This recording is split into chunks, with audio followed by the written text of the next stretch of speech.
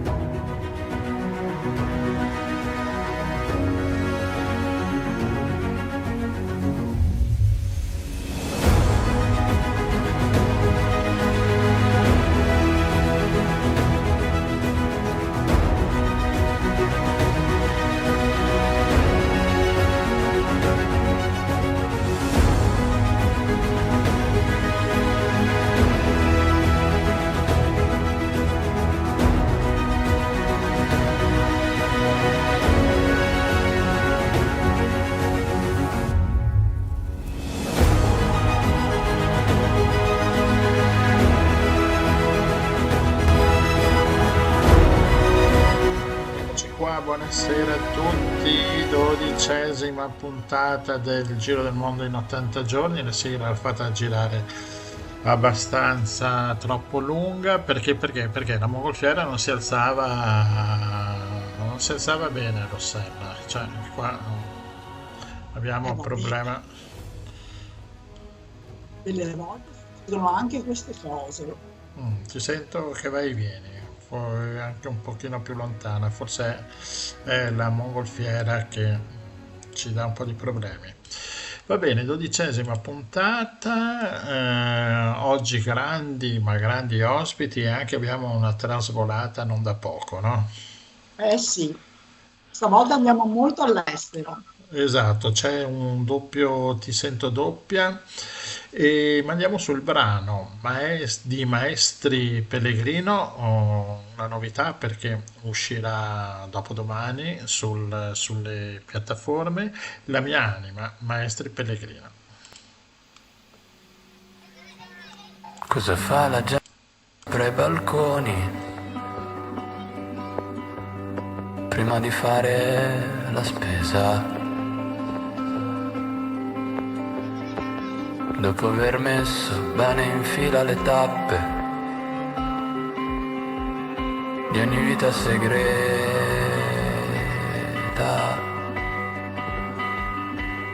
chissà se le briciole che si porta addosso sono ancora buone da mangiare. E ripensi a quante volte le hai messe in fila ad una per ricominciare.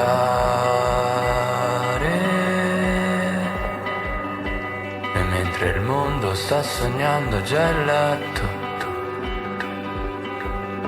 suoni ancora una canzone a metà.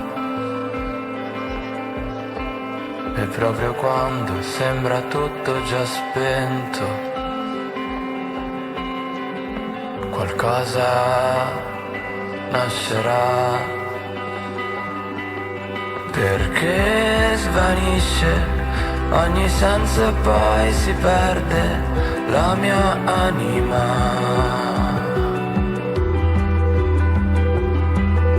Ormai è normale costruire e naufragare dentro un'anima,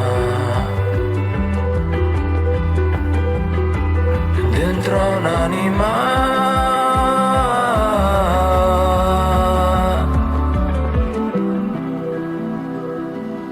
C'è chi cura la pelle e chi cura i pensieri e chi al resto ha rinunciato già, dopo aver rotto, aperto e chiuso le porte a quella che chiama la realtà. E forse quello che cercavi da sempre era salvare gli altri tipo Superman, perché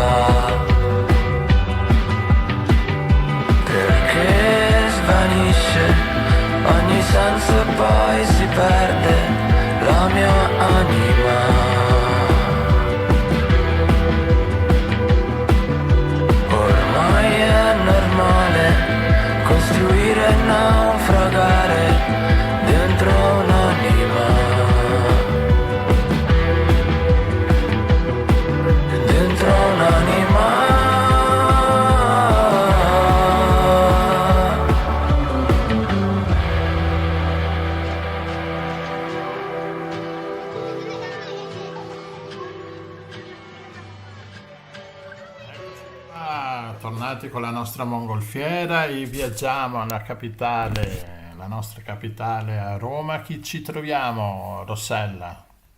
Abbiamo il grande piacere di avere con noi Riccardo Nuri, che è il portavoce italiano di Amnesty International.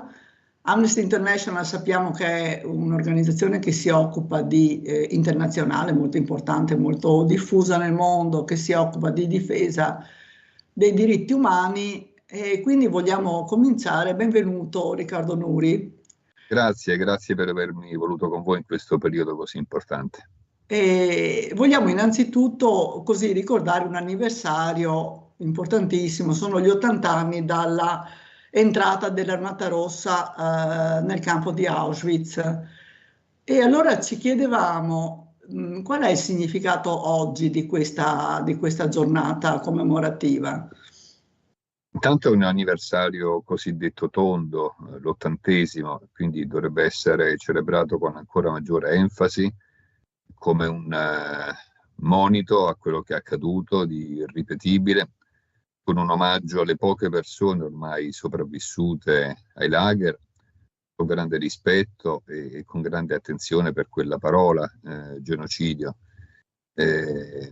Dovrebbe esserci un momento di riflessione su cosa la storia ci ha lasciato. Ho avuto, prendendo le cose positive, grande emozione nel vedere nei giorni scorsi qui a Roma Sami Modiano, uno dei pochi, ripeto, sopravvissuti ai lager, incontrare centinaia di studenti e commuoversi lui, commuoversi loro. Ecco, questo è il modo giusto per ricordare questo anniversario. E appunto magari il rischio delle volte è che diventi un po' rituale.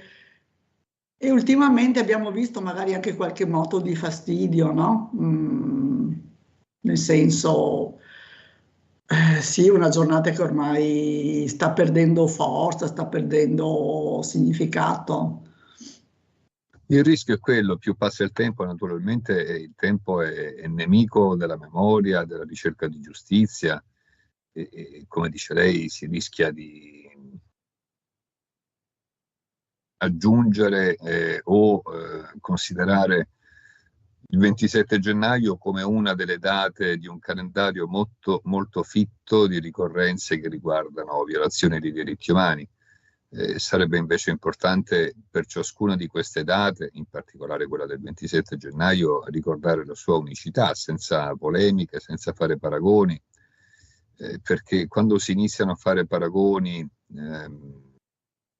oppure analisi qualitative, quantitative sulle modalità, sul numero dei morti, quando si iniziano a fare paragoni si mescolano troppe cose insieme e possono farlo gli storici questo, però noi dobbiamo tener conto di un diritto fondamentale delle generazioni successive alle vittime e dei sopravvissuti, ed è quello che si parli di ciò che è accaduto loro in questo giorno, non di altro. Poi c'è tempo per parlare di altro.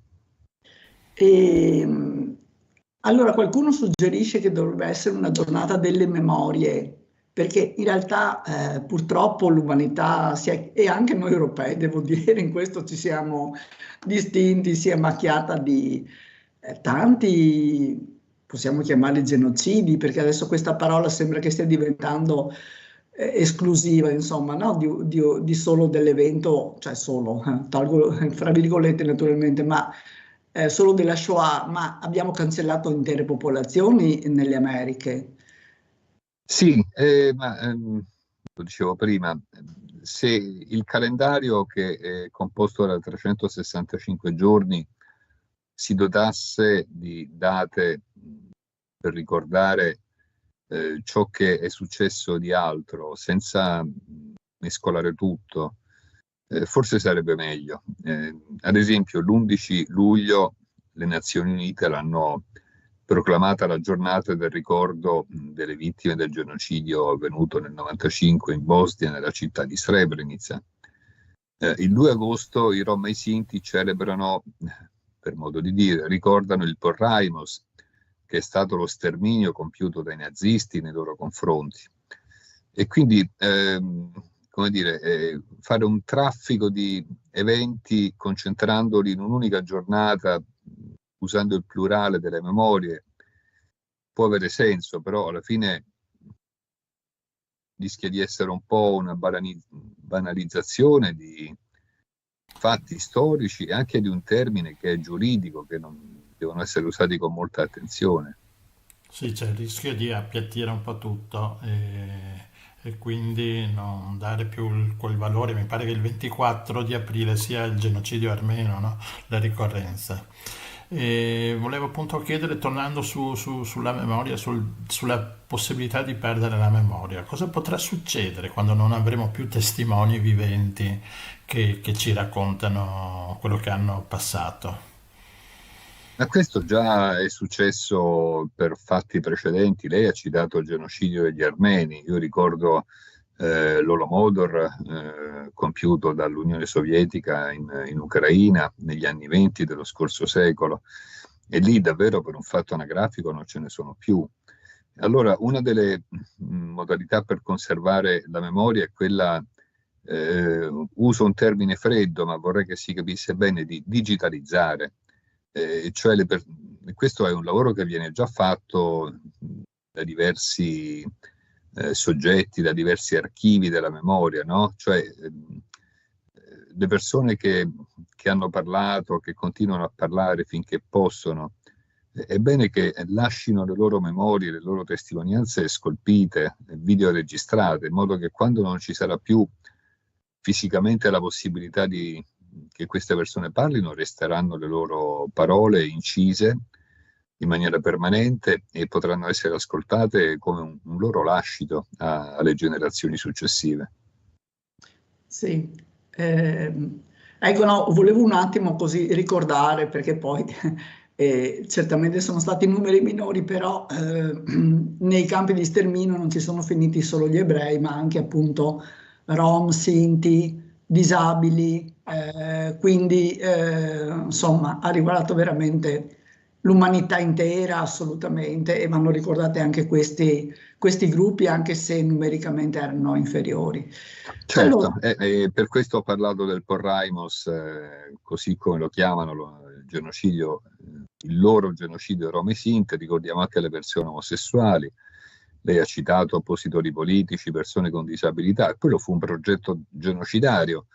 La cosa importante quando parliamo di progetti genocidari, che evidentemente riguardano un gruppo specifico e poi altri gruppi, è quello di non fare mai comparazioni tra numeri, perché se iniziamo a fare le comparazioni tra numeri stabiliamo cosa è maggiore, cosa è minore.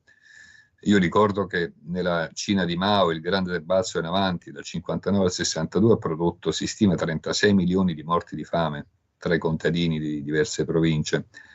E allora se cadiamo in questa trappola dei numeri, dobbiamo dire 36 è superiore a 6. Il genocidio in Bosnia ha riguardato 10.701 persone, ma è stato riconosciuto come tale. Quindi c'è un diritto fondamentale delle persone a vedersi riconosciuto sul piano storico, sul piano giudiziario, quello che è loro accaduto, senza fare confronti e senza fare paragoni tra numeri, altrimenti ci trasformiamo in qualcosa che non dovremmo essere. Cioè noi siamo giornalisti, operatori dei diritti umani, non siamo degli statistici, è un altro lavoro. certo. E allora ha citato più volte la parola genocidio, sulla quale, una parola intorno alla quale c'è stato un dibattito anche abbastanza acceso negli ultimi mesi, no? Perché insomma molti media hanno scelto di usare il termine genocidio a proposito di quello che sta succedendo a Gaza. Io ho riascoltato l'altro giorno una conversazione che abbiamo avuto con Tina Marinari, sempre di Amnesty, lo scorso dicembre 2023, ed eravamo tutti sconcertati perché era stato bombardato un ospedale a Gaza e sembrava una cosa al di là di ogni immaginazione, e si chiedevano inchieste per verificare, perché poi Israele diceva no, sono stati quelli di Hamas diceva no, è stato l'IDF. E dopodiché è successo di tutto. Gli ospedali bombardati sono stati non so quanti, credo il 70%, scuole, moschee, centri culturali, università, ambulanze con a bordo le persone che prestavano soccorso. Sì, e siamo arrivati noi di Amnesty International a pronunciarla quella parola con l'estrema attenzione che è dovuta, ma siccome per le organizzazioni per i diritti umani che parlano il vocabolario del diritto internazionale, la parola genocidio è un crimine di diritto internazionale. Ogni volta che la Convenzione del 1948 sul genocidio viene violata, secondo le ricerche che fanno le organizzazioni per i diritti umani, va pronunciata. Ecco, quando noi prendiamo come riferimento non la storia con la S maiuscola, ma il diritto con la D maiuscola, è un po' più semplice, sempre con la dovuta attenzione, usare la parola genocidio. Amnesty International il 5 dicembre 2024 ha pubblicato un rapporto in cui definisce la campagna militare di Israele nei confronti della popolazione palestinese della striscia di Gaza come una campagna che ha prodotto anche, oltre a risultati sul piano militare, ha prodotto una serie di atti genocidari consistenti nella distruzione di un gran numero di persone, nella creazione di condizioni di vita deliberate intese a distruggere un gruppo di persone e da questo punto di vista, oltre all'inflizione di danni gravi alla salute fisica e mentale delle persone, quelle tre cose lì che ho appena descritto stanno nella Convenzione del 48 sul genocidio.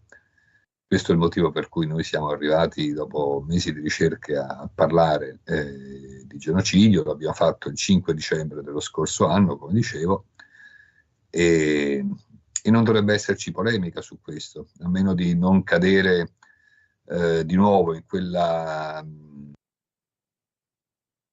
dimensione da tifoserie su chi ha titolo a parlare di genocidio e chi non ha titolo. E, insomma, veramente sui diritti umani non si deve fare il tifo, tantomeno sull'espressione genocidio. Io provo veramente terrore nel vedere come delle persone abbiano esultato quando Amnesty International ha usato la parola genocidio a favore di Israele, come se volessero dire ben gli sta. Queste sono espressioni antisemite orribili. Non c'è nessuna gioia quando si arriva alla conclusione che c'è stato un genocidio. Questo riguarda tutti gli storici, comprese le organizzazioni per i diritti umani e altri ancora. E a proposito di diritti umani, come stanno i diritti umani oggi? Male. Stanno male perché siamo in un periodo, credo, analogo a quello degli anni 90 dello scorso secolo, col corollario dell'inizio di questo secolo con gli attacchi alle Torri Gemelle, ma quel decennio lì, gli anni 90, erano stati segnati da 2 genocidi in Ruanda e Bosnia, da guerre, quella dei Balcani che ha attraversato tutto il decennio, intervento militare internazionale in Iraq, tante altre cose. Oggi come allora il diritto internazionale, quel sistema di protezione dei diritti umani nato dopo la Seconda Guerra Mondiale, oggi è in pericolo come era in pericolo allora. Però ha resistito perché allora come oggi c'è un antidoto, ed è la giustizia internazionale. Se viene lasciata fare il suo dovere, può contribuire a ripristinare quel sistema di protezione dei diritti umani. Se viene delegittimata, e oggi succede molto più che negli anni 90 dello scorso secolo, allora veramente siamo a un punto di non ritorno. Quindi è preziosa, insomma, l'attività di Amnesty. Ricordo tra l'altro che ha vinto il Nobel per la pace negli anni 70, mi sembra, e anche molti altri premi, insomma, per la sua attività. Sarebbe bello che non ci fosse più bisogno, no, di Amnesty International, che il mondo sapesse un po' più regolarsi senza bisogno, e l'opinione pubblica invece, perché le istituzioni, appunto quelle che dovrebbero occuparsi della difesa dei diritti umani, le vediamo in difficoltà perché sono sotto attacco, sono delegittimate da alcuni governi, insomma, e le prospettive non sembrano andare verso un miglioramento. E l'opinione pubblica com'è? È debole oppure... Perché appunto negli anni 70, per esempio, abbiamo visto un forte impatto, no, dell'opinione pubblica su alcuni temi di rilevanza. Come sempre, dare dei giudizi perentori è sbagliato. Uso la trita metafora del bicchiere mezzo vuoto, mezzo pieno, poi bisogna vedere l'acqua di che qualità è. I governi sono ormai in preda a doppi standard. L'opinione pubblica tende un po', anche perché c'è un'amplificazione di questi doppi standard, di questa modalità da tifoserie contrapposte anche sulle piattaforme social, tende ogni tanto a seguire questi doppi standard. Però c'è anche una grossa mobilitazione di attivismo per i diritti umani nel nostro paese come altrove. Ci si rende conto che mettere un like o condividere sui social è importante, ma non basta, quindi stiamo vedendo di nuovo le persone rendersi conto dell'urgenza di usare testa, cuore, pancia e piedi, la testa per avere una strategia, il cuore per emozionarsi, la pancia per indignarsi, ma soprattutto i piedi per camminare, perché poi è dalle proteste in strada, dalle proteste di massa, dalle proteste pacifiche che poi nascono le rivendicazioni per i diritti e spesso questi diritti vengono ottenuti. Sì. E, dottor Nuri, che dire, speriamo che siamo almeno capaci di indignarci, ecco. Non dico perché dai governi così il panorama è abbastanza nebuloso, ecco. Speriamo di essere noi capaci di indignarci e di prendere delle piccole azioni che possono anche consistere, per esempio, nel seguire le attività di Amnesty, eventualmente iscriversi e partecipare ai dibattiti sempre molto molto interessanti che vengono organizzati, e così cercare di allargare anche lo sguardo magari, no? Perché Sì. Guardi, io giorni fa ho fatto una conferenza, un evento pubblico seguito come sempre da un dibattito. Una signora ha alzato una mano e ha detto: io firmo gli appelli, condivido tutte le iniziative sui social, prendo parte alle manifestazioni. Sì, ma di concreto che posso fare? La mia risposta è stata esattamente quello che ha descritto. Tutto qua. Grazie mille Riccardo Nuri, portavoce italiano di Amnesty International, grazie per tutto quello che riuscite a fare e noi vi seguiamo con molta attenzione. Grazie mille. Grazie davvero. Grazie. Arrivederci.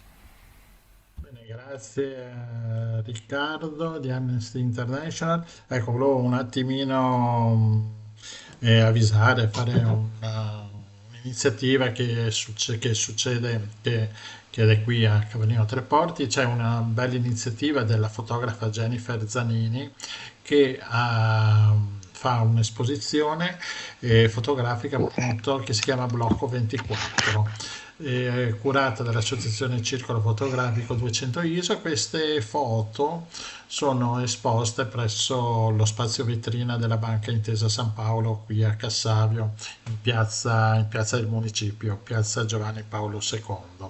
È un progetto che attraverso la fotografia vuole appunto revocare il profondo significato della memoria ed per costruire un futuro migliore, una speranza fondata appunto nel rispetto e nella memoria della consapevolezza. Allora, il Blocco 24 è questa serie di fotografie appunto di Jennifer Zanini che potete vedere qui a Cassavio, a Cavallino Treporti, e rimarrà fino alla fine del mese di febbraio.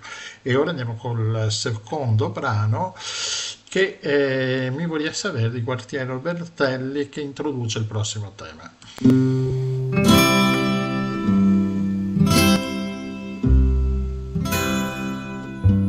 Mi voría saber perché esta aria acechada, esta gente sbasía che speta il sirocco, sto mar grosso che va sotto un cielo di piombo e che porta e onta un sol povero e stanco. Sta gente va, no guarda il tempo, ciapa do strasse che impegni se un burcio e sbarca più là dove l'aria si scura, ma l'acqua non arriva e si sente sicura, sicura di non morir, con gli ossi bagnai, ma neri di un fumo che non si ferma mai, di un carbon duro e nero, come una tomba ti piansi a terra. Casa nuova non basta, ti rimpiansi do muri in cima a un canal e ti cerchi a speranza de tornar che doman, ma te spacca i polmoni, staria nera de piena e te par che non arriva mai sta primavera. Anche piova de geri, te par benedetta, ti seri balconi, ti te salvi da espulsa, ti cori in terrazza, chiamar sui fioi, copar la marghera, tase e disperai, ti tasi ogni giorno e ti pensi che mai ti dovevi assar, e il tuo campo e a tua casa morir forse negai, non è nostra condanna, ma senza respirar. O brusai da una fiamma, poi ti conti che in fondo 130 se tanto, 130.000 al mese, paga tutte spese, viver poco te basta, casar fora e a miseria.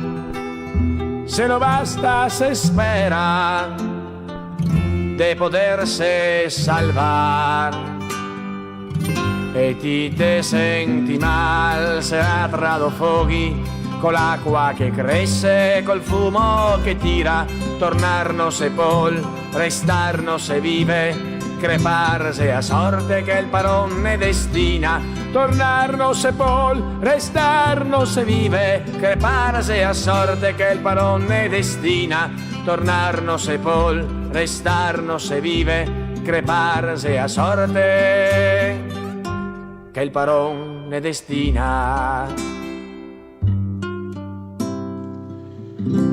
Ecco qua, con Gualtiero Bertelli torniamo a Venezia. Il prossimo tema appunto è veneziano, ma non solo veneziano, ma internazionale. Rossella, che dici? Sì, assolutamente. Infatti abbiamo preso a bordo Tiziana Plebani, che è una scrittrice ed è una cultrice di storia moderna presso l'Università Ca' Foscari di Venezia. Benvenuta a bordo, Tiziana. Grazie. Mi piace questo essere a bordo. Sì, perché noi voliamo a destra, vogliamo alti. Sopra. Noi siamo alti, esatto, prendiamo le correnti alte.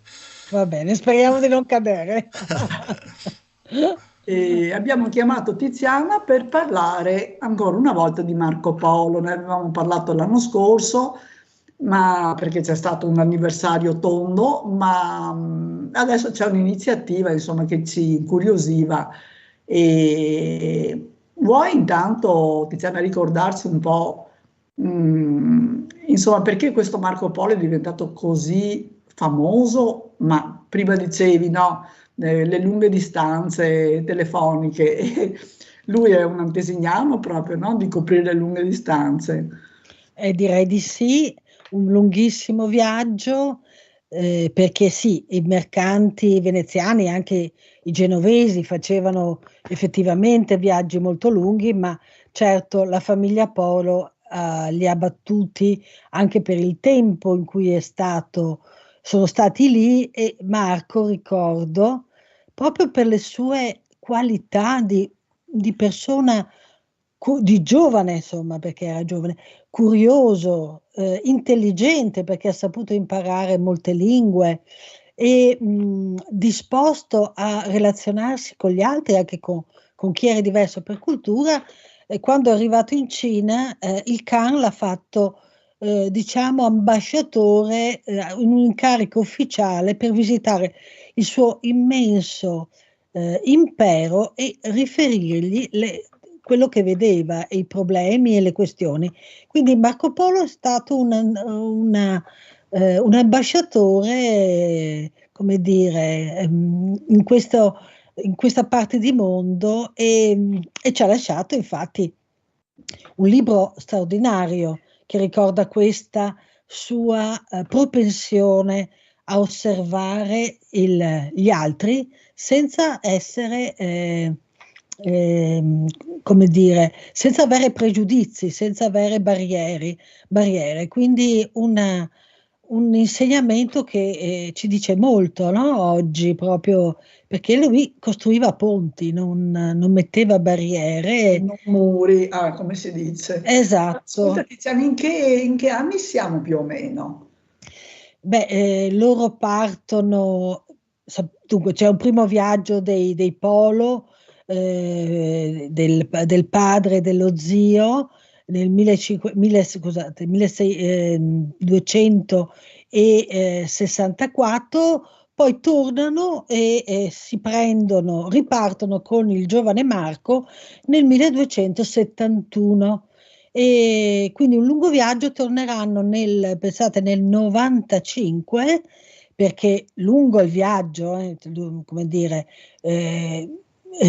Marco Polo e il padre e lo zio si fermano lungo il viaggio anche perché Marco, per esempio, si ammala, ma perché fanno commerci, per varie questioni, quindi sono 3 anni di viaggio solo per arrivare dal Khan e poi lì starà molto proprio per questo incarico, quindi viaggiando, cioè arriverà in India, insomma farà un grande via Sumatra, le isole, eccetera, e un lungo ritorno. Tra l'altro, diciamo che il Khan non li avrebbe mai lasciati andare, perché Marco Polo era così prezioso, era ormai così addentro agli affari, alle questioni, ai segreti anche dell'impero mongolo, che non li avrebbe mai lasciati andare, ma c'è stata questa opportunità per i Polo, meno per il Khan, che c'era da accompagnare questa principessa Kokachin a sposarsi, e solo per questo il Khan dà loro il permesso di ritornare in patria e gli dà queste paizze, cioè questi lasciapassare, che tra l'altro uno dei lasciapassare d'oro è stato inventariato nei beni di Marco Polo, alla faccia di quelli che dicevano che non era mai andato. Insomma, noi nell'inventario, tra tanti beni che sono elencati di provenienza o dell'Oriente, c'era anche questa tola grande del comandamento, cioè appunto il salvacondotto del Khan. Perché Tiziano, oltre tutte queste storie della principessa e tantissime altre sono raccontate nel milione, no? Però tu invece hai dedicato un libro a un aspetto un po' particolare, meno conosciuto di Marco Polo, no? Questo libro sul testamento. Sì, certo, perché il testamento, Marco Polo possiamo dire che è un po' stato sfortunato nella sua non tanto nella sua vita, ma come dire, negli anni, nei secoli successivi. Perché? Perché ci sono pochi ricordi di lui. La casa è stata bruciata, le case, perché era un grande complesso di case, nel 1596 andarono a fuoco, dove adesso c'è il Teatro Malibra.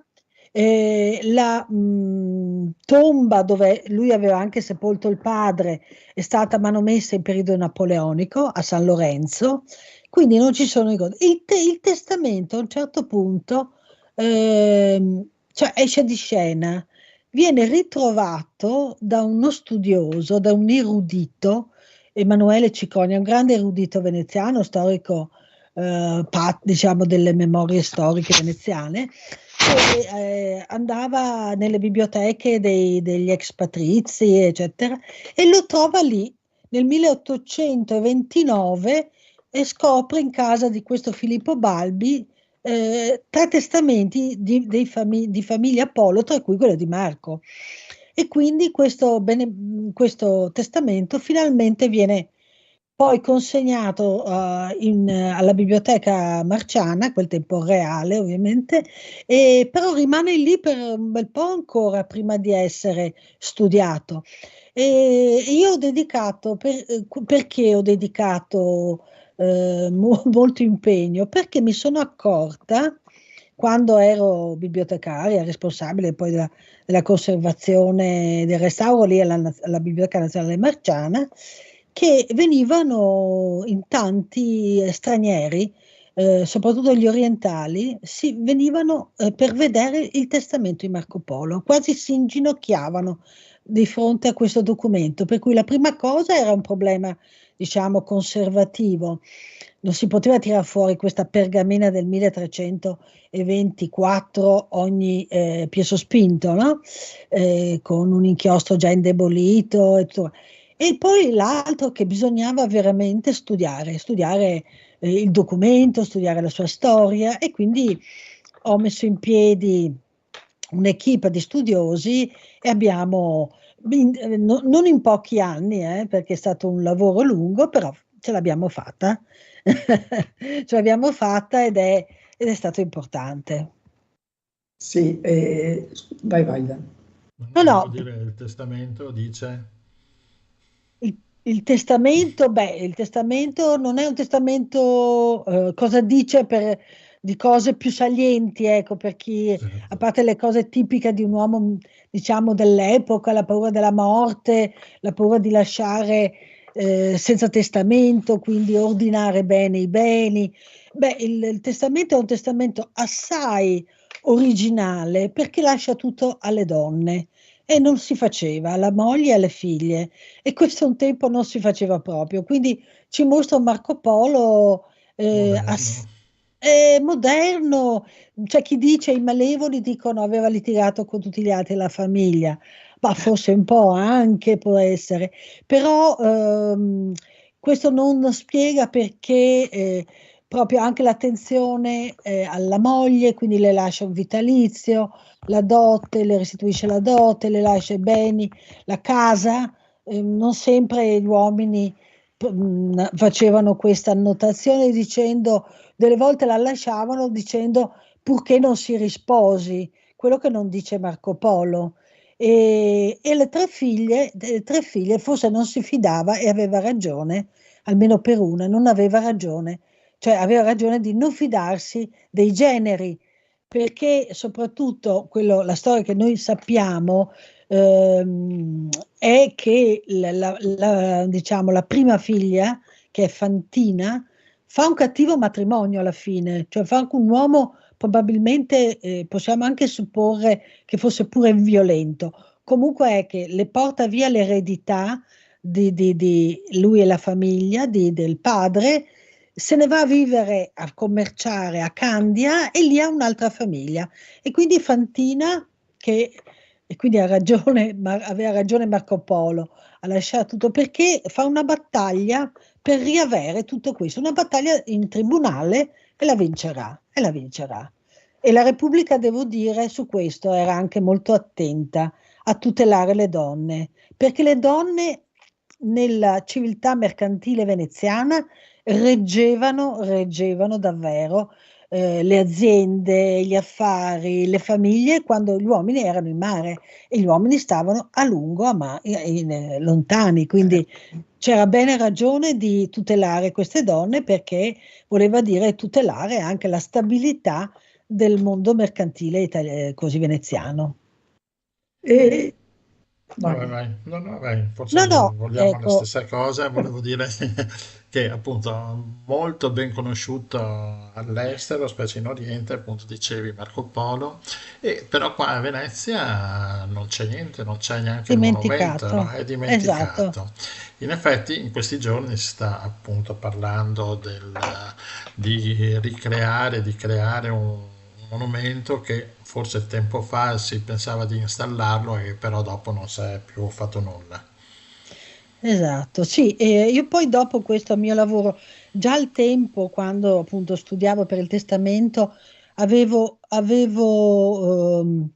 ero in corsa in questa storia, avevo ottocentesca, e quindi ho voluto approfondire, ho scritto due saggi su questo che mi ha colpito, perché non lo sapevo come non lo sapeva, visto la reazione che c'è stata in città a questa notizia, non lo sapeva più o meno nessuno, che dopo secoli di dimenticanza, perché è successo così, dopo la seconda metà del Cinquecento, potremmo dire, Marco Polo è proprio una figura messa da parte, anche perché si alimenta una voce di, come dire, menzognero, libro non fedele. Del resto, la Cina aveva chiuso le frontiere, quindi in realtà nessuno poté più andare dal 1360, quando la dinastia mongola fu soppiantata dalla Ming, ed erano confuciani, e quindi hanno pensato bene di chiudere le frontiere a tutti, mercanti ma anche missionari. Ecco, invece nell'Ottocento comincia una lenta riscoperta che parte inizialmente proprio da quelli come dire, dagli inglesi che vanno lì per le colonie, no? Per gli affari delle compagnie delle Indie, e che si accorgono che questo testo era fedele, e comincia anche qui a Venezia a essere ristudiato. Comincia il monaco camaldolese Placido Zurla, insomma. A metà 800, cioè nella metà dell'Ottocento, è il momento buono perché siamo sotto gli austriaci, e perché a questo punto Venezia viene designata come sede di un grande congresso degli scienziati. I congressi degli scienziati nell'Ottocento, che iniziano all'estero e poi vengono sviluppati anche in Italia, che insomma nei luoghi dove era più consapevole la coscienza di essere arretrati, di un'arretratezza dal punto di vista scientifico, culturale, sociale, anche tecnologico, e iniziano questi congressi degli scienziati. Il primo è a Pisa nel 1839, convergono in questi luoghi gli scienziati. Ma cosa sono questi scienziati? Non sono solo quelli che dediti alla fisica, alla matematica, diciamo, sono cultori di molte discipline.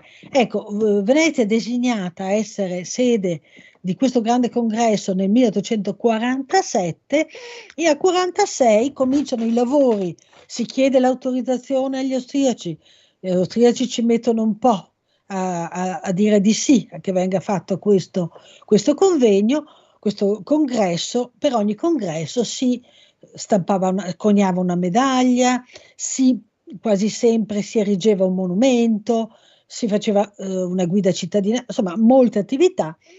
E quindi a Venezia cosa si pensa? Bene, questo comitato che viene subito formato dice: facciamo il monumento, certo, ma a chi? A Marco Polo. A Marco Polo, perché ci ricorda la libertà dei veneziani e lo sguardo aperto, l'orizzonte internazionale, una figura di rilievo. In più anche il suo testo era più studiato anche come dal punto di vista di grande testo che entrava in una coinè linguistica, diciamo, italiana. E quindi vada per Marco Polo, si affida il progetto ad un grande celebre scultore, Luigi Ferrari. Si fanno tutti i preparativi, viene dato l'assenso anche dell'Accademia Belle Arti, sì, il progetto piace, è ben ponderato, dicono, e invece poi gli austriaci diranno no, con la scusa che costa troppo. Questa è una scusa che vale sempre, no? Vale sempre. Non ci sono i soldi. E loro del resto erano già preoccupati perché arriveranno 1600 studiosi da ogni parte d'Italia. Tra questi studiosi, comunque, per dire, c'era già Manin, voglio dire, stiamo parlando di spirito, che già lo spirito risorgimentale era ben avviato. C'è Daniele Manin, c'è Tommaseo, c'è Paleocapa, ingegnere, tra i nomi che poi... E quindi si aprirà il congresso senza il monumento, ma verrà coniata la medaglia del congresso con il profilo di Marco Polo, si stamperà il libro di Marco Polo, cioè il fantasma di Marco Polo alleggerà sul congresso e niente, poi ovviamente stiamo parlando del settembre 1847, a marzo scoppia la rivoluzione, quindi tra 48 e 49, la gloriosa rivoluzione veneziana di Manin e Tommaseo, e poi ecco, quindi il monumento non è dimenticato. Si voleva raccogliere, fare una colletta anche tra le persone, tra i veneziani, c'è chi comincia, però insomma i tempi sono cambiati, Ma si passa. pensava già dove metterlo, il monumento, E il oppure... monumento si cominciava a metterlo, per esempio lo scultore, lui aveva indicato Piazzetta dei Leoncini o San Bortolo, altri avevano pensato a Palazzo Ducale, il Loggiato o invece il Cortile, oppure anche Punta della Dogana, addirittura San Giorgio. Poi nel secondo, diciamo, tentativo di farlo sto monumento, che siamo nel 1856-57, qui entra in campo il nuovo imperatore, che è Francesco Giuseppe, che arriva a Venezia con Sissi alla dicembre del 56, vuole far pace con i veneziani, e il presidente dell'Accademia di Belle Arti, Pietro Selvatico, gli propone questo, il monumento di Marco Polo, e lui dice sì, va bene, richiamate questo scultore, io stanzio il denaro. Intanto il Consiglio Comunale discuteva animatamente, perché c'erano idee molto diverse dove metterlo. Alla fine decidono Campo Santo Stefano, però il progetto non va avanti per varie resistenze probabilmente di accettare questo dono dell'imperatore, insomma, comunque i lavori non vanno avanti. Nel 61 sarà il comune a di nuovo richiedere all'imperatore di dare avvio a questo monumento, e intanto lo scultore come dire, si scoccia e dice beh, io non ci sto più, cercatevene un altro. Insomma, siamo passati Quindi muore là tutta la faccenda. muore là, in realtà cercano qualcun altro, però stiamo adesso nel 1862-63, la Lombardia si è unita col 61 al Regno d'Italia, Venezia comincia a guardare alla fine, che insomma mai è annunciata, dell'oppressione, diciamo, del governo austriaco, e quindi non era proprio, quindi nel posto dove doveva sorgere il monumento a Marco Polo, nell'82 sorge quello a Niccolò Tommaseo, quindi altro periodo, altri eroi, Esatto. altre figure di riferimento, Dimentica. una nuova stagione.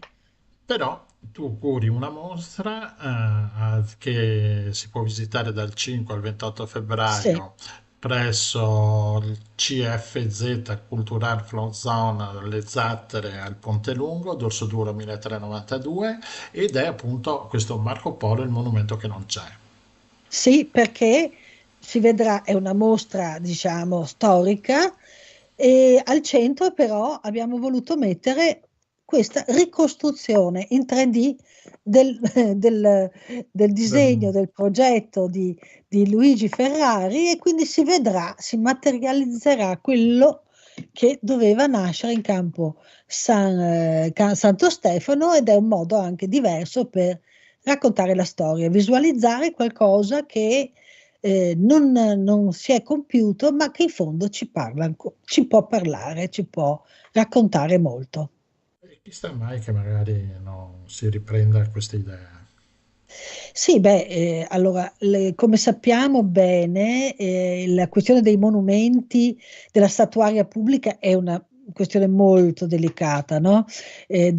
Questa storia anche dimostra c'è chi vince e che c'è chi perde, perché la memoria, come dire, e l'oblio sono due facce della stessa medaglia, in questo senso potremmo dire. E poi è difficile adesso fare un monumento con quale stile, con quale faccia. Voglio dire, Marco Polo, noi non sappiamo com'era fatto Marco Polo, nessun disegno, perché i tempi non erano quelli, abbiamo le miniature che sono immagini fantastiche, le altre sono tutte costruzioni immaginarie. Quindi è anche questo interessante, perché tutte le immagini di Marco Polo sono tutte immagini, come dire, frutto di fantasie, che si ispiravano a qualche cosa, a qualche immagine, a qualche altra come dire, modello di uomo. Non a caso lo si fa spesso con la barba, anziano, no? È partito giovane, però lo si ritrae come saggio. È curioso, è anche un aspetto interessante, proprio questo aspetto di raffigurarsi un'immagine che non c'è. E allora credo, Tiziana, che dovremo risentirci fra qualche anno per sapere dov'è la statua. Questa statua poi non sappiamo, tra l'altro, dove sarà messa, è alta 1 metro, e quindi io spero che sia accolta da qualche istituzione, da qualche museo, che faccia magari la stanza, così l'angolo di Marco Polo con documenti eccetera, e questa... Perché l'altro giorno mi dicevi che invece in Asia ce ne sono di statue. Caspita, ce ne sono moltissime. Io ne ho messe 4 nell'ultimo pannello.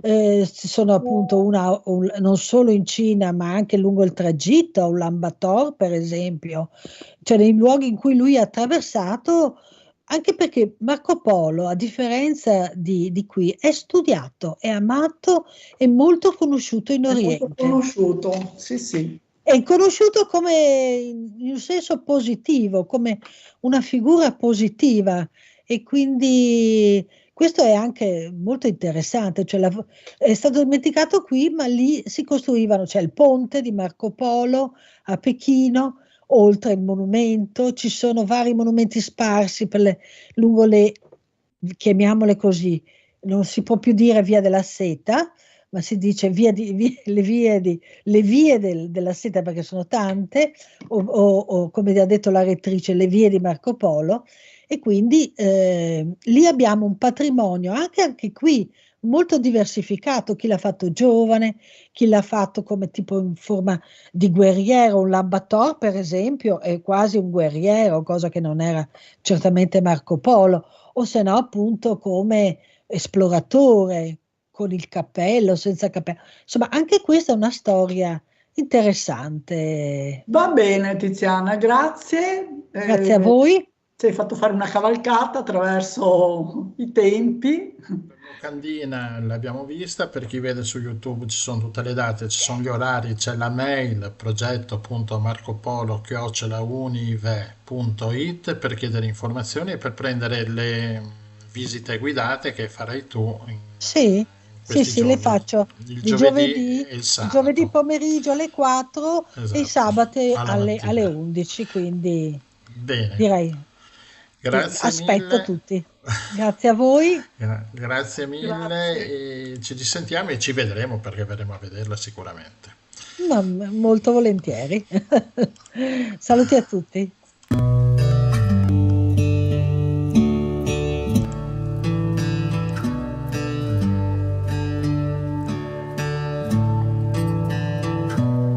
Tutti vogliono il tuo meglio, finché resta il loro peggio. Vogliono vederti volare, soltanto per guardarti cadere. E sono tutti quanti amici per fare 2 stream in più o per un tavolo in console. Perché alla fine resti solo tu, perché alla fine resto solo e non è colpa mia. Io non volevo diventare grande, cerco risposte e non ho le domande a tutto questo, e non è vero, non è colpa mia. Non è il momento di farmi da parte, ora che sono da qualsiasi parte, ora che sono da qualsiasi parte. Dimmi un po' chi cazzo resta quando spengono le luci, se il fuoco che c'hai dentro è così forte che ti bruci. Ma non scrivo canzoni per avere risultati, per finire come voi che siete manager mancati. Certe cose non hanno prezzo, ma io l'ho fatto per me stesso. Ora che ho tanti sorrisi accanto, mi sento nuovamente solo e non è colpa mia. Io non volevo diventare grande, cerco risposte e non ho le domande a tutto questo. E non è vero, non è colpa mia. Non è il momento di farmi da parte, ora che sono da qualsiasi parte, ora che sono da qualsiasi parte. E non è colpa mia. Io non volevo diventare grande, cerco risposte e non ho le domande a tutto questo. E non è vero, non è colpa mia. Non è il momento di farmi da parte, ora che sono da qualsiasi parte, ora che sono da qualsiasi parte.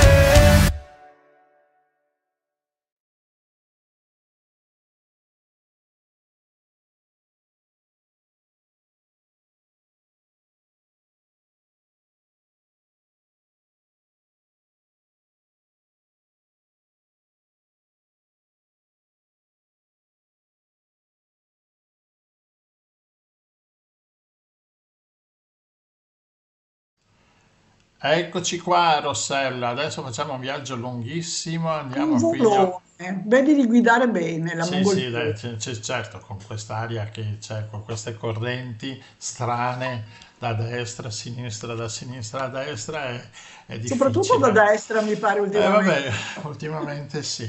Abbiamo sorvolato anche la Libia e come qualcun altro uno si è fermato, però ma noi Ma andiamo noi non avanti, abbiamo, non abbiamo abbiamo un mezzo paura. psicologico. Andiamo avanti e arriviamo in Kenya. Chi troviamo? La nostra amica in Kenya, La nostra Rossella? amica Silvia De Giuli, che ha lavorato molto a lungo per l'ONU e quasi sempre in Africa, quindi è un continente che conosce abbastanza bene e vive anche, insomma, ancora ha occasione di vivere di qua e di là in vari paesi. Benvenuta Silvia. Grazie, buonasera, ciao. Allora, noi abbiamo chiamato Silvia perché fra le tantissime guerre che ci sono, ricordiamo al momento una cinquantina, poco più, in giro per il pianeta, e in questi giorni sono scoppiati dei disordini abbastanza pesanti nella Repubblica Democratica del Congo. Dico bene? Esatto. Allora, che succede? Beh, diciamo che per incominciare il Congo, che è il secondo paese più grande dell'Africa, è più o meno grosso modo grande come l'Europa occidentale e ha una parte est che confina col Sudan del Sud, con l'Uganda, con il Ruanda, col Burundi e la Tanzania, fino giù verso lo Zimbabwe a sud, sì, Zambia, scusa. Una parte est ricchissima di ogni bene, terre rare, minerali, metalli preziosi, oro, diamanti, eccetera, eccetera. E in tutta questa zona, soprattutto del nord-est, Ituri, province Ituri, Kivu, Nord Kivu e Kivu del Sud, di cui una delle città più importanti è Goma. In tutta questa zona sono decenni e decenni che ci sono delle guerre. E c'è un gruppo, ci sono tanti gruppi, ci sono più di 100 gruppi, milizie armate che lottano, alcune contro il governo, altre in coalizione, in coalizione con le forze armate, e poi moltissime fanno e disfano alleanze, eccetera. Comunque c'è tutta una grossa regione dove viene, da cui si esportano oro, coltano e altri beni preziosi, che è ormai da tanto tempo controllata da un gruppo che si chiama M23 e che è un gruppo di Tutsi congolesi spalleggiati dal Ruanda, che controlla la regione, la amministra i villaggi e soprattutto riesce a controllare le miniere, quindi portando i beni in Ruanda che poi li esporta come prodotti ruandesi, anche se il Ruanda non ha nessuno di questi prodotti, di queste materie prime in effetti. E questa guerra è andata avanti per tantissimo tempo con negoziati che sono stati tentati dalle comunità regionali, quindi dell'Est Africa, dell'Africa del Sud, commissione di pace ONU, commissione della SADC con burundesi e sudafricani che hanno mandato decine di migliaia di soldati per combattere tra gli altri anche questo M23. Non sono riusciti, il governo del Congo non ha voluto portare avanti i negoziati e questi si sono un po' arrabbiati e hanno detto ah sì, va bene, allora entriamo a Goma, prendiamo la capitale regionale e poi si vedrà. E siamo arrivati a questo punto. Scusa, giusto per capire, perché ci parli di cose di cui in Italia non si parla mai, se non così trasmissioni molto specialistiche. Quest'area dove c'è questo gruppo M23 è una specie di stato nello stato? Proprio stato nello stato forse non lo chiamerei, però sicuramente è un'area che ormai da credo un paio d'anni è controllata dall'M23 che è riuscito a stabilire una sua amministrazione. E anche soprattutto il controllo del flusso di questi materiali che dicevi.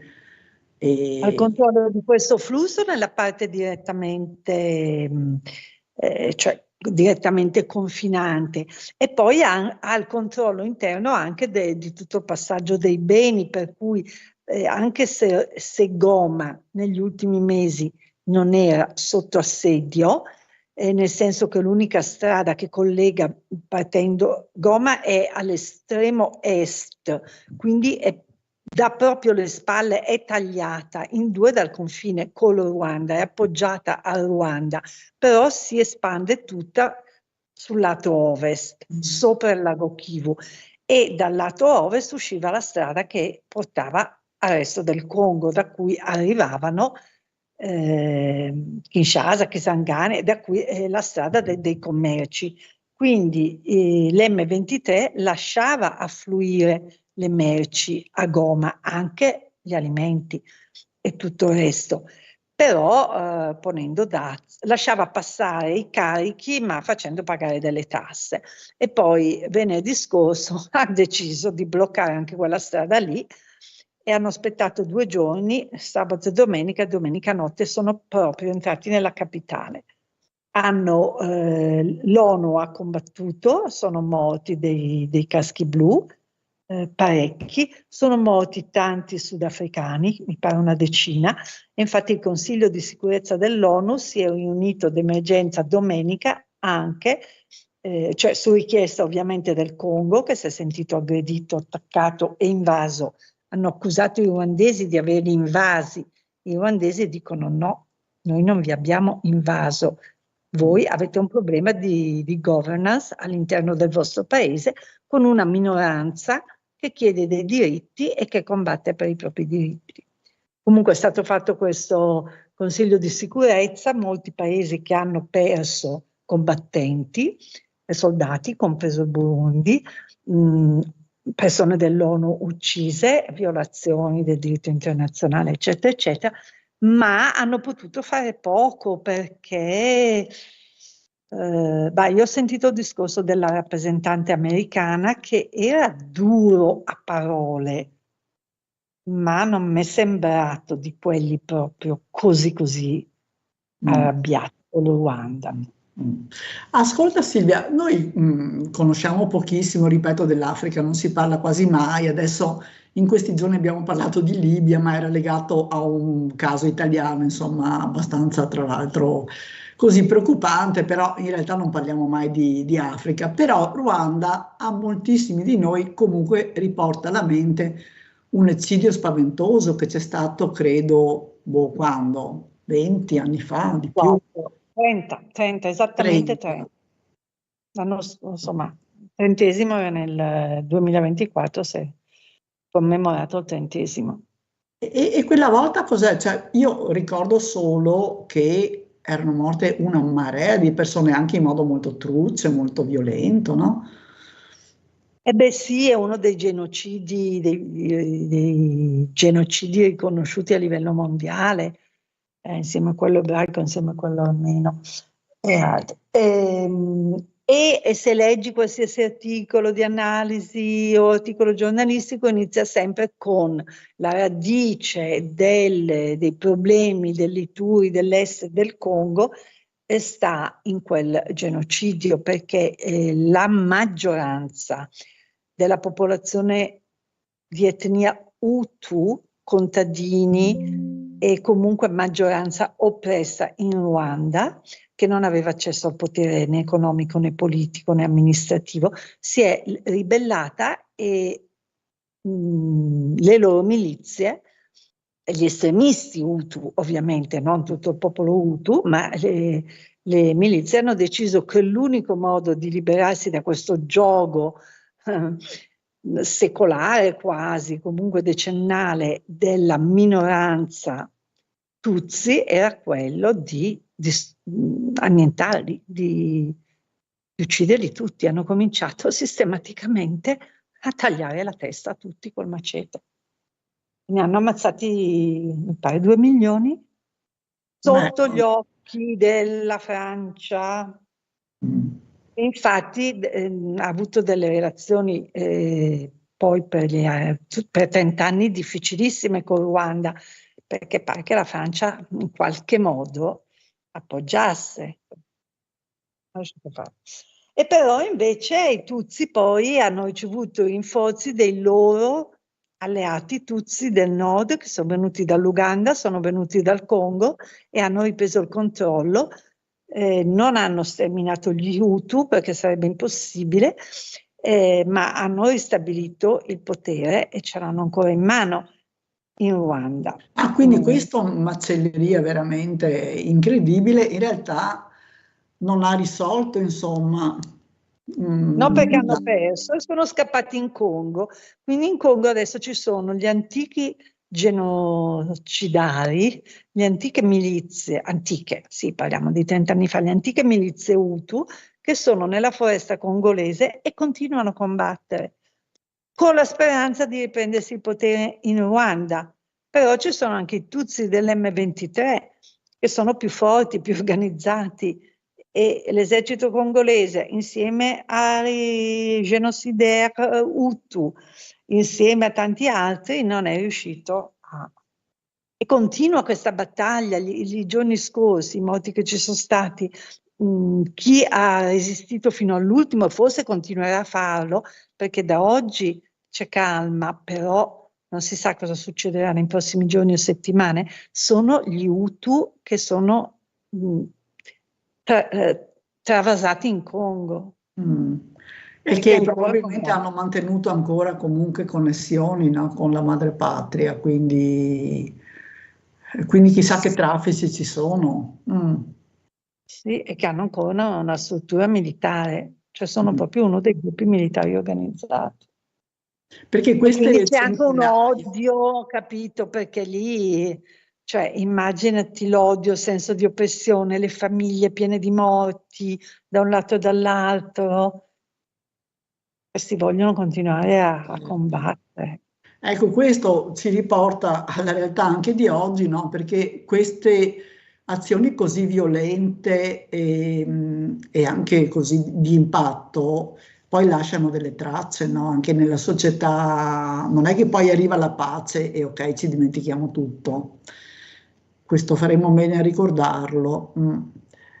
Ascolta, sì. Silvia, prima nell'elenco di questa quantità incredibile di materiali preziosi che ci sono sottoterra, hai parlato di Kortal o una cosa simile? Coltan. Coltan. E che cos'è? Perché questo non l'abbiamo mai sentito. Il figlio di Colombina, della Colombina che ha sposato Atlantide, non mi ricordo bene, è una terra nera, è un materiale che si usa per la trasmissione elettrica, praticamente dentro i nostri, io non sono una tecnica, ne so pochissimo, però viene utilizzato per i nostri, per i telefonini, per questi strumenti, perché riesce a far risparmiare moltissima energia nei circuiti elettronici, informatici. Questo è quello che ho capito, è uno di quelle E naturalmente magici. quindi un materiale di cui ci sarà una richiesta gigantesca nel mondo, no? C'è una richiesta gigantesca, non ti so dire i dati, ce n'è un altro che è il cobalto, mi pare, di cui il Congo detiene oltre il 70% delle risorse mondiali. Questo credo si trovi più verso il sud, verso Zambia e Angola. Quindi ci sono, cioè l'America ha fame, la Cina ha fame, tutti gli altri paesi hanno bisogno di questi prodotti. Se non ci fossero più, non lo so, forse nel giro di 3 o 4 mesi andremo tutti in tilt se fosse bloccata quell'esportazione e quello sfruttamento di quei prodotti. Ce ne sono tanti, io non me ne intendo per niente, né di chimica né di elettronica, quindi non... Neanche noi tanto, vero Gianna? Ecco, no, neanche noi. Dovremmo chiedere al nostro esperto Barbato Sì, se... lo arrolliamo, Mm. che parliamo di terre rare, ecco, però si chiamano terre rare, vuol dire che ce n'è poca, fino a qua ci arriviamo, no? Ascolta Silvia, adesso tornando a quello che sta succedendo, allora dicevi 100 di bande che ovviamente si combattono fra loro e che ovviamente non sono inquadrate dentro gli eserciti. No, si combattono e controllano dei pezzi di territorio, cercano di controllare magari un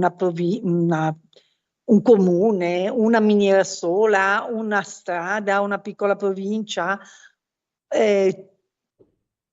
e poi appunto fanno e disfano coalizioni, poi sono quelle famose bande di cui si parla sempre anche a livello di crimini di guerra, quelli che rapiscono i bambini piccolissimi e producono questi bambini soldato che sono delle persone devastate dall'orrore a cui li prendono, li drogano, li obbligano a uccidere i loro genitori di loro mano, li ammazzano sotto i loro occhi e poi li trasformano in mostri, eccetera, eccetera. Queste sono le storie che vanno avanti da decenni. E poi questi sono persone che vagano finché incontrano un amico, un fratello, un ex compaesano in un altro gruppo, passano nell'altro gruppo, poi insomma.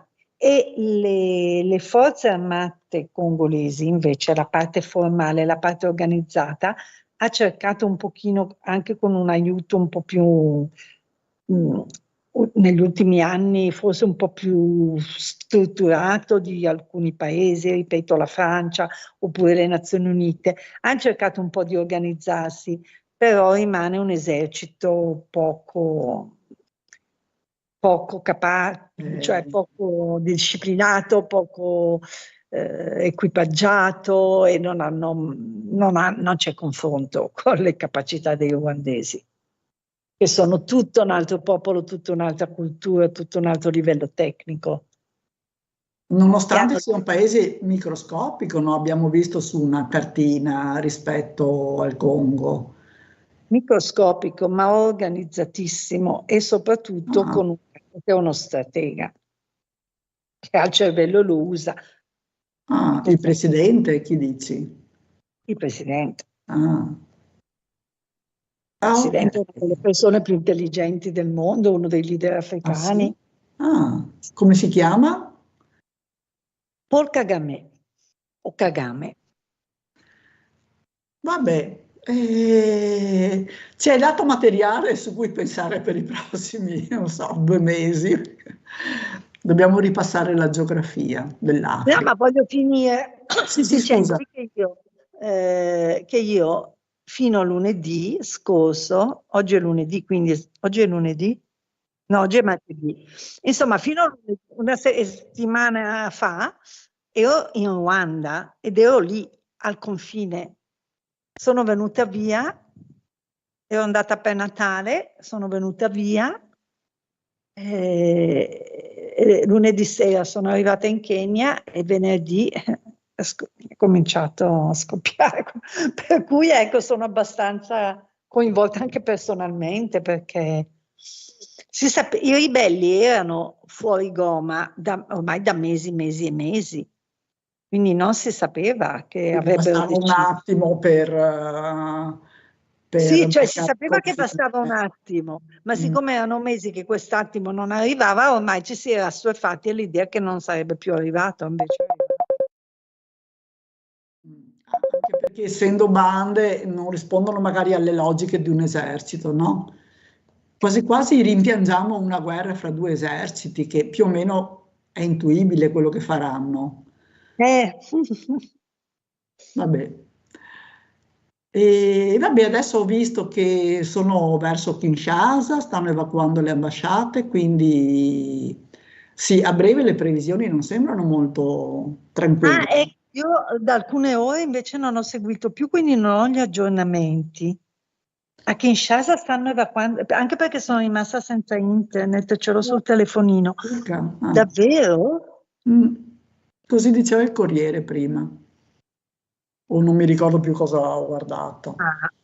No, perché domattina il presidente del Kenya aveva subito telefonato a tutti i presidenti della regione, compreso Kagame e il presidente congolese, che poche ore fa, oggi pomeriggio, in una conferenza stampa, è stato di nuovo confermato che domattina a Nairobi sarebbero venuti tutti per un summit.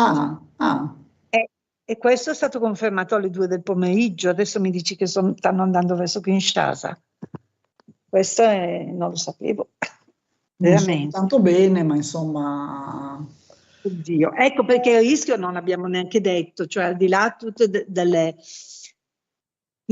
questioni semi-interne, che non sono interne, però insomma, in realtà adesso con questa mossa così grossa, così violenta, il timore di tutti era che si andasse, che ci possa arrivare essere un'escalation regionale, quindi coinvolgente altri paesi, dall'Uganda alla Tanzania, insomma, potenzialmente, perché il Congo è molto, molto, molto arrabbiato.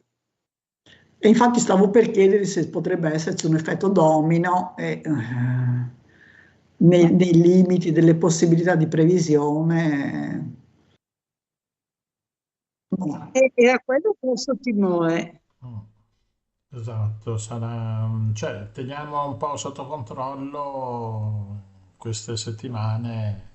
Poi magari martedì prossimo ci fai un aggiornamento, Silvia, che dici? Sì, volentieri, sperando soprattutto che ci sia poco da dire, che si vada da qui a martedì. Chiaramente. Borders in Streets, sto cercando di leggere, io non lo vedo questo di Kinshasa, però. Dopo ti mando una. Va bene, dai. No, avevo letto io un'agenzia di una, non so se era cattolica o americana, che diceva sì, perché il Ruanda in realtà non finisce lì, voglio prendersi tutto il Congo, però secondo me quelle sono un po' le accuse che lanciano così. Un po' buttate.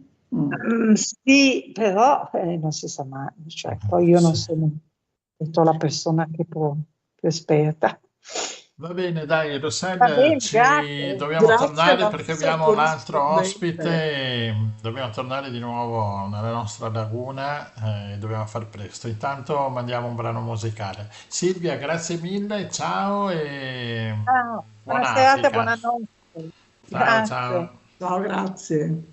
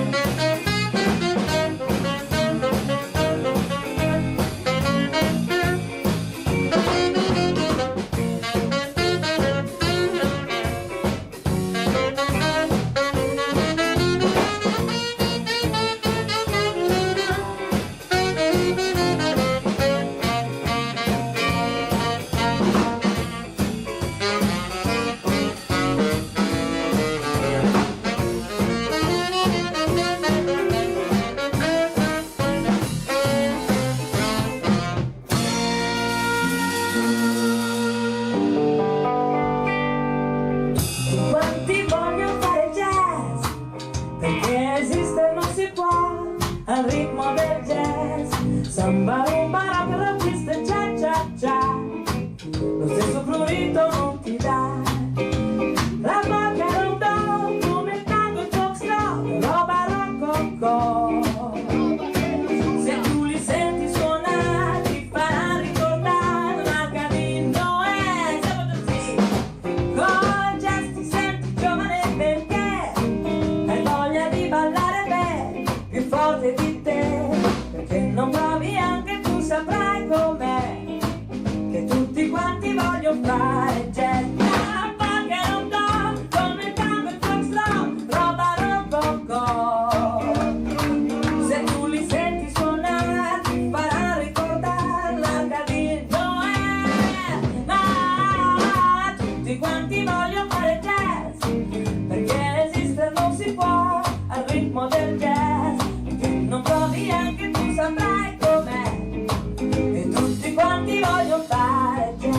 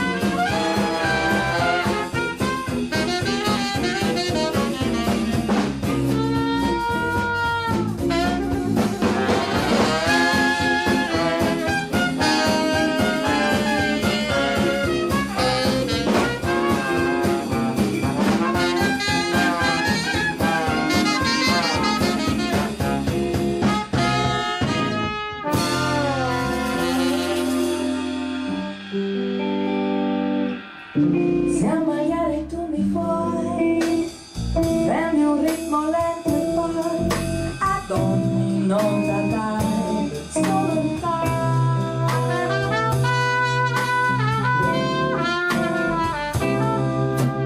Un altro tono proverò, io più fiato metterò, prendendo qualche nota in libertà. E accadrà che prima o poi ogni gatto come noi al nostro coro si unirà, svegliando tutta la città.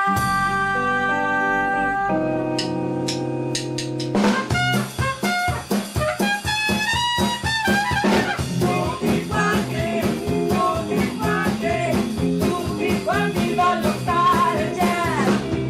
Tutti quanti, tutti quanti, tutti quanti vogliono fare jazz. Alleluia!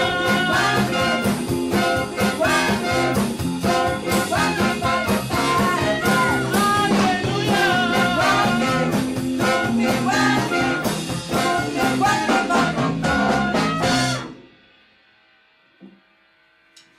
Tutti quanti vogliono fare il jazz. Abbiamo sentito i Dixie Funk Parade e tra loro chi c'era che suonava il trombone? Ce l'abbiamo noi, Antonio Ferro. Ciao Antonio.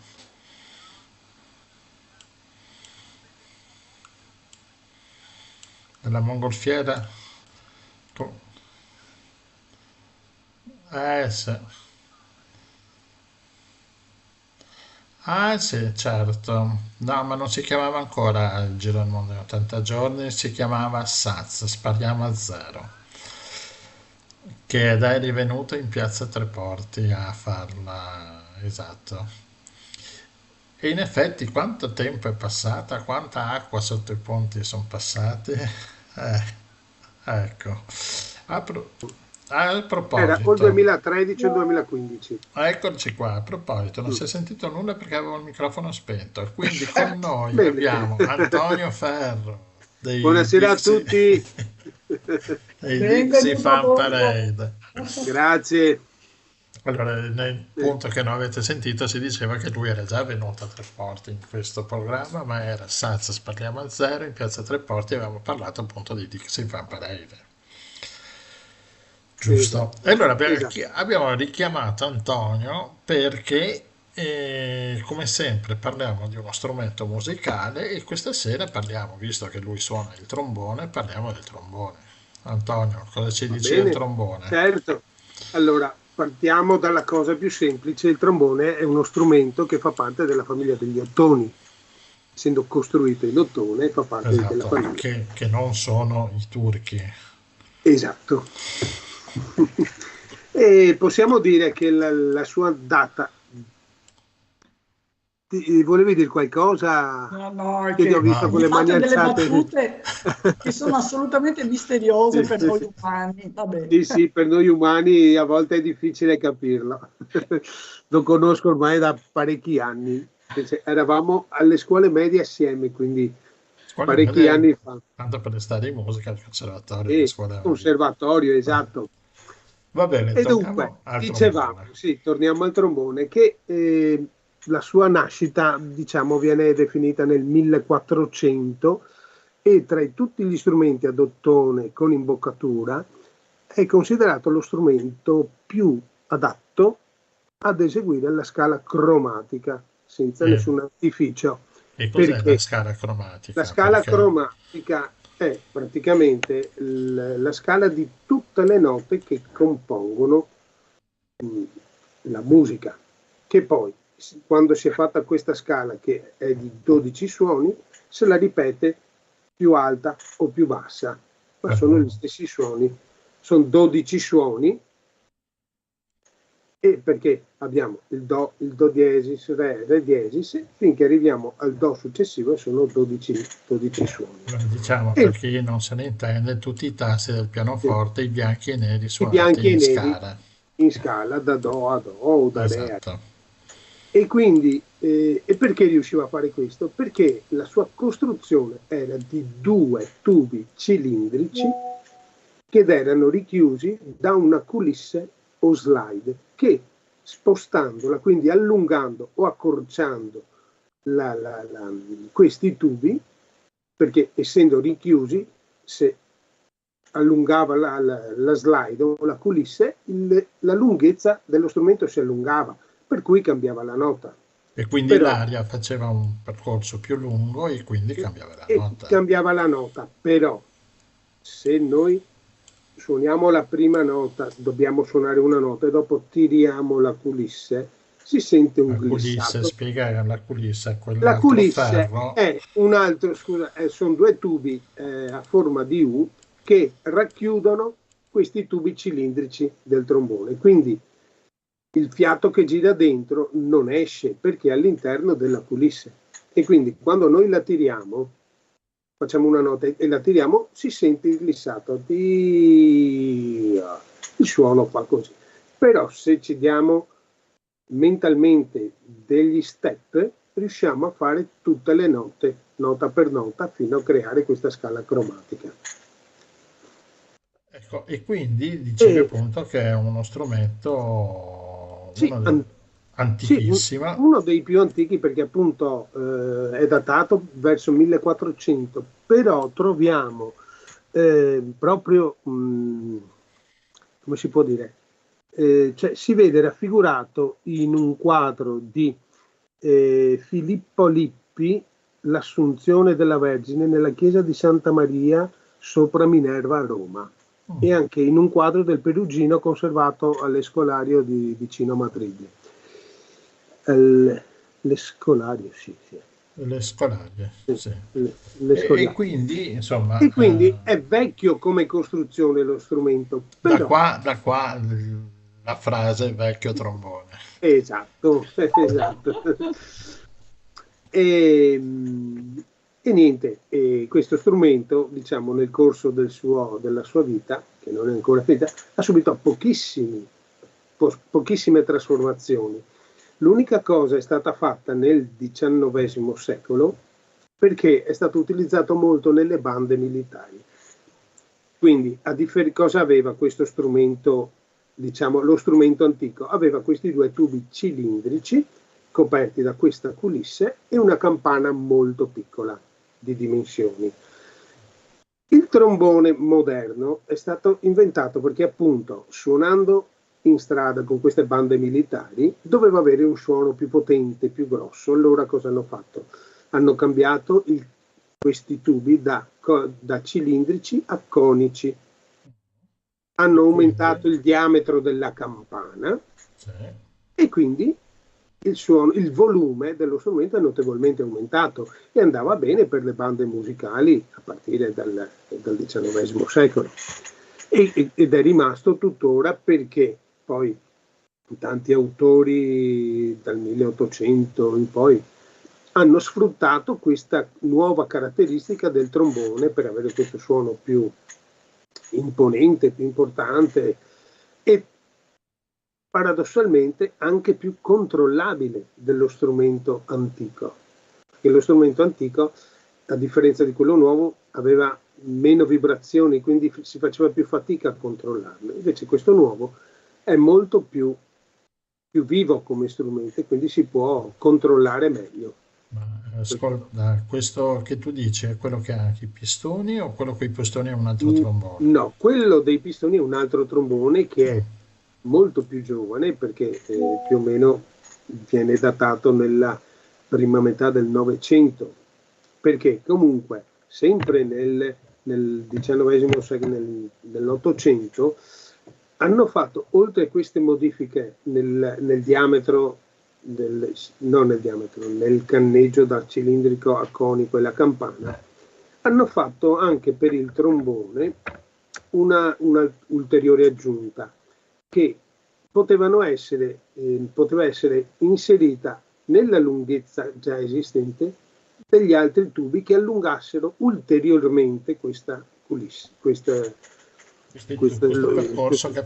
percorso che fa l'aria e hanno messo un rotore che quando veniva azionato appunto allungava.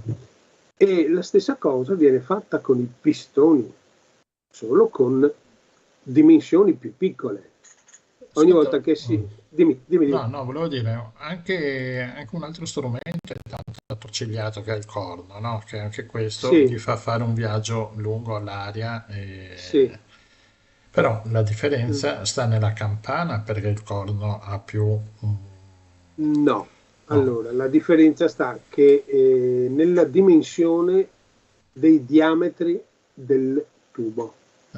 Okay. La dimensione del corno è molto più stretto. Un po' come soffiare sulle bottiglie allora, no? Sì, esatto, solo che il corno ha sì il canneggio cilindrico, questi tubi vengono chiamati canneggio, è conico, però parte da molto stretto per arrivare a molto, molto largo, per cui il suono prende una caratteristica molto cupa come colore. Il trombone invece, a differenza, è sì lungo, però il diametro è molto più largo, per cui il suono è molto più chiaro rispetto al corno. No, il trombone si usa, abbiamo appena detto, nella banda, ma ovviamente anche in orchestra, no? In orchestre classiche, se prendiamo ad esempio nel XIX secolo autori come Brahms, Wagner, Bruckner, Strauss, Mahler hanno fatto delle cose meravigliose, ma non solo loro, ma anche più indietro nel tempo, per dire Mozart, ha sfruttato quello che avevano inventato, cioè fare dei tromboni di diverse tonalità. Allora noi attualmente conosciamo 7 tromboni. Partiamo dal più piccolo che più o meno, tu mi vedi grande così, sarà un 20 centimetri circa. Trombino. Esatto, perché il suono è praticamente il suono della tromba però un'ottava superiore, quindi più acuto della tromba. Poi c'è il sopranino, e questo si chiama il piccolo trombone. Poi c'è il sopranino che invece è un po' più basso, perché è in tonalità di mi bemolle, però sempre superiore al si bemolle della tromba. Poi abbiamo il trombone soprano, che è in tonalità della tromba. Poi abbiamo trombone contralto, che è un trombone un po' più basso della tromba, però più alto del trombone tenore, che in gradazione viene sotto. Poi abbiamo il trombone contrabbasso in Fa, che è un po' sotto al trombone tenore, e poi abbiamo il trombone contrabbasso in Si bemolle, che ancora va ancora più giù. Quindi abbiamo 7 tromboni. E come dicevo, Mozart, per dire nel David penitente, usa 4 tromboni diversi. Usa il trombone soprano, contralto, tenore e basso. Perché? Perché voleva utilizzare i tromboni come supporto alle voci. E quindi doveva anche il trombone avere il suono simile alla voce che doveva supportare. E per cui ha usato questi 4 tromboni diversi, ma non solo lui, anche ha fatto questo anche come si chiama? Adesso non me lo... Vabbè, dopo magari ti viene in mente. Ma chi suona, chi studia il trombone? Studia anche tutti gli altri? Cioè, che differenza c'è solo? Allora, no, il programma ministeriale prevede, parola grossa, che perlomeno col vecchio ordinamento, quello che abbiamo studiato noi, che il corso durava 6 anni, i primi 4 li facevi esclusivamente col trombone tenore. Negli ultimi 2 anni dovevi anche dar prova di conoscere trombone contralto, trombone basso, flicorno baritono e tromba bassa, perché sono tutti strumenti molto simili al trombone. Però non te li fa fare nessuno, quelli sono strumenti che te li studi dopo il diploma. Sì, che ti fai un è una master, cosa... che poi sì. Adesso, appunto, con l'ordinamento nuovo, credo proprio che non viene fatto proprio, è tutta un'altra... È tutta un'altra storia. Non so come funziona poi il nuovo ordinamento, se devo essere sincero, perché Vabbè. Ascolta, mentre allora un bimbo da quanto... Perché insomma non è facile, ci vuole anche fiato, fatica per suonare il trombone. Allora no, ci sono le tecniche giuste per incamerare il fiato e tirarlo fuori. Quindi diciamo i polmoni vengono toccati relativamente, però diciamo un bambino ha proprio il limite fisico nell'allungare il braccio per fare tutte le note. Ha più difficoltà nel fare le note. Sì, diciamo che io ho iniziato a 6 anni, ho iniziato con la tromba però, che è molto più piccola e potevo tenerla tranquillamente. Un bambino, diciamo, può iniziare anche 8 anni, 9 anni, insomma, perché ci sono degli strumenti fatti per bambini, trombone tenore, però quel rotore che parlavamo prima, nello strumento dei professionisti ti porta lo strumento da Si bemolle a Fa. Invece per i bambini viene portato da Si bemolle a Do. Quindi è un po', diciamo, anche meno pesante come strumento rispetto a quello dei professionisti, però devi avere già un bambino un po' più grande, 10-11 anni, perché al momento c'è solo in ottone questo strumento, mentre il trombone tenore, il trombone contralto e adesso faranno, sicuramente è già stato fatto il trombone basso in plastica, però una plastica molto raffinata che consente l'uso a livello professionale. Quello che ho portato io per suonare con la CT Bandland è uno strumento professionale, cioè posso metterlo a confronto con gli strumenti d'ottone per quasi tutto. L'unica cosa, l'intonazione soprattutto ha un pregio rispetto al trombone di ottone, che in condizioni di freddo il trombone di ottone ha dei problemi ad intonarsi.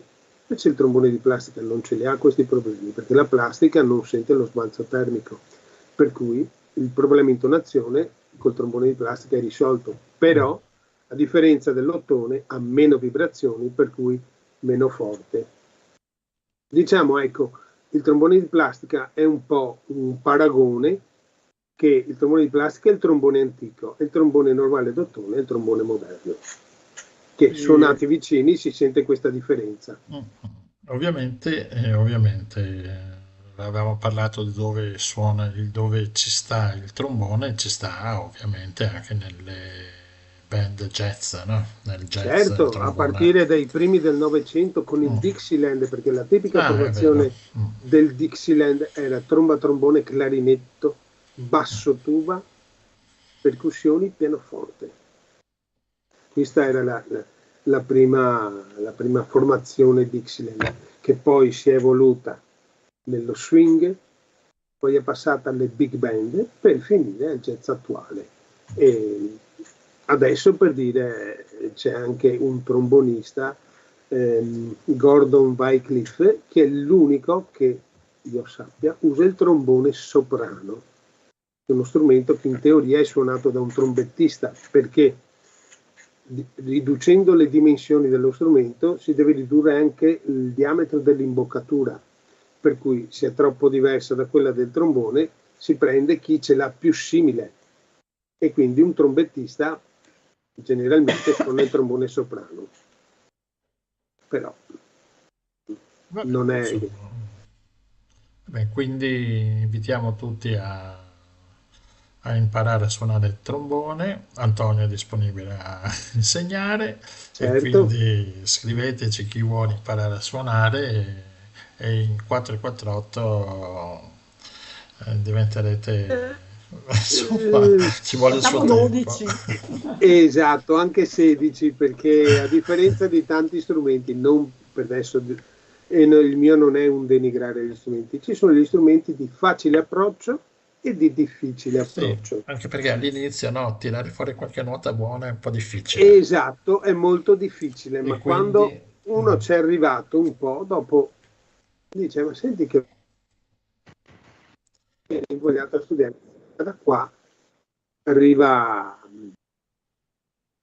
sì, si appassiona dello strumento, allora può imparare anche in tempo relativamente breve, però finché non riesce a sentire queste note che vengono fuori, è un po' come il violino. Le prime tirate di arco, stridulano finché non le fai bene. esatto. Va bene Antonio, ascolta, grazie mille, In te è stato un piacere. anche per noi. Non so se Rossella voleva dire qualcosa, ho No, parlato quasi sempre io. sono ammirata da tutta questa sapienza vostra. Io sono più dal versante di quelli che ascoltano che di quelli che producono musica. Beh, ci vogliono anche quelli che ascoltano. Sì, perché sennò Cui, uno suona per chi. Certo. Va bene, Antonio, grazie mille e ci sentiamo e ci Niente. vedremo presto. È stato Ciao, un piacere. Ciao a Grazie, tutti, ciao, buonasera. ciao. Ciao. Luci a San Siro, il signor G, bomba o non bomba, e Patti Smith, e le gite in campagna, Dylan e i Pink Floyd, e il Zino Iannazzi e John Coltrane. E qualcosa rimane tra le pagine chiare all'hotel Supramonte a guardare il mare che dà la vita a complicare il pane. Il dono del cervo, Johnny Mitchell, Dario Fo, i Weather Report. E adesso la trap. Nina Simone e Malcolm X, Andy Warhol, Kerouac e il presidente Sandro Pertini, Woody Allen, Garda Levi, Umberto Eco e Pasolini, Papa Giovanni e i doveri di Mazzini, e Che Guevara, Gorbaciov, Marco Pannella, il muro di Berlino, Aldo Moro, Berlinguer, il Fender Jazz, Give Peace and Sense, Pablo Neruda, Freud e la cultura che da sola cambia il mondo, per scoprire che alla fine era solo rock and roll.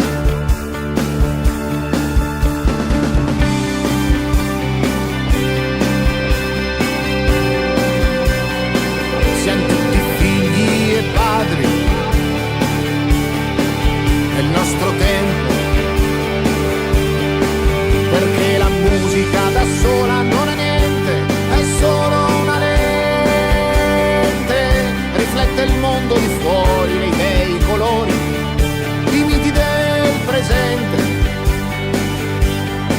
perché è una musica che voli veramente, si nutre di ideali, se non rimane a terra a ruminare, una bestia senza ali.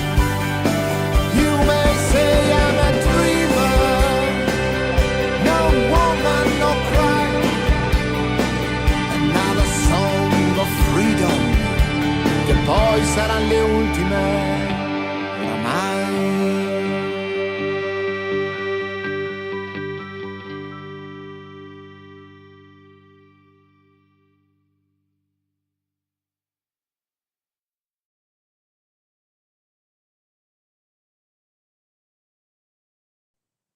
Qua nuovamente Fuori Tempo di Stefano Olivato è finito e chi abbiamo? Abbiamo il nostro amico messaggio. Sami da Gaza, e finalmente c'è questa tregua invocata da mesi, da 12 mesi, e abbiamo visto tutti i fiumi di persone che stanno tornando a casa, ma la casa non c'è, nel senso che l'80-70, non so, per cento delle abitazioni è andato polverizzato, e niente, beh, lui comunque, non so, hanno veramente una capacità di resilienza, come si dice, incredibile, perché in quella situazione. Io direi di farlo partire il messaggio. Ascoltiamo.